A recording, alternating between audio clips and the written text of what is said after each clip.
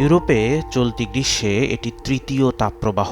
Spain থেকে France বিভিন্ন দেশে দাবানল ছড়িয়ে পড়ছে দ্রুত। কিন্তু প্রশ্ন হলো, জলবায়ু পরিবর্তন কিভাবে এই দাবানলকে আরও ভয়াবহ করে তুলছে?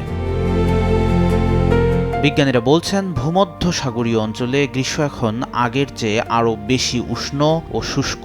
ফলে বন ও তৃণভূমির উদ্ভিদ সহজেই শুকিয়ে যাচ্ছে এবং আগুনের জন্য জ্বালানিতে পরিণত হচ্ছে। একবার আগুন লাগলে প্রবল বাতাস ও শুকনো উদ্ভিদের কারণে তা দ্রুত নিয়ন্ত্রণের বাইরে চলে যেতে পারে। স্পেনে এবছর বসন্তে অস্বাভাবিক বেশি বৃষ্টিপাত হয়েছিল। এতে প্রচুর উদ্ভিদ জন্মায়, পরে তীব্র গরমে সেগুলো শুকিয়ে গিয়ে দাবানলের জ্বালানি হিসেবে কাজ করে এবং আগুন দ্রুত ছড়িয়ে পড়ে। কানাডাতেও পরিস্থিতি উদ্বেগজনক। 16 জুলাই সকাল পর্যন্ত দেশটিতে 858টি সক্রিয় দাবানলের তথ্য পাওয়া গেছে, যার মধ্যে 111টি নিয়ন্ত্রণের বাইরে ছিল। চলতি মৌসুমে ইতোমধ্যে প্রায় 24 লাখ হেক্টর বা 5.9 মিলিয়ন একর জমি পুড়ে গেছে।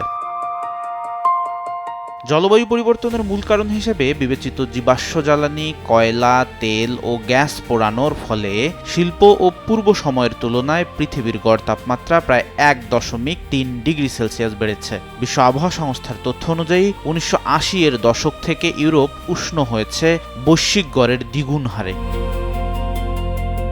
এই উষ্ণ পটভূমির কারণে তাপপ্রবাহে তাপমাত্রা আরও বৃদ্ধি পাচ্ছে। জাতিসংঘের জলবায়ু বিষয়ক প্যানেল আইপিসিসিও বলছে, জলবায়ু পরিবর্তন তাপপ্রবাহকে আরও ঘন ঘন ঘটাচ্ছে। গবেষকদের আশঙ্কা, জলবায়ু পরিবর্তনের কারণে দাবানল বাড়লে মানুষ আরও বেশি সময় ধোঁয়ার সংস্পর্শে থাকবে। ধোঁয়ার দীর্ঘমেয়াদী প্রভাব পানির উৎস, ফসল, গবাদি পশু এবং জলাশয়ের পরিবেশের উপর প্রভাব নিয়ে এখনও গবেষণা চলছে। অর্থাৎ দাবানল শুধু বন পোড়াচ্ছে না, জলবায়ু, স্বাস্থ্য ও পরিবেশের জন্য তৈরি করছে নতুন ঝুঁকি।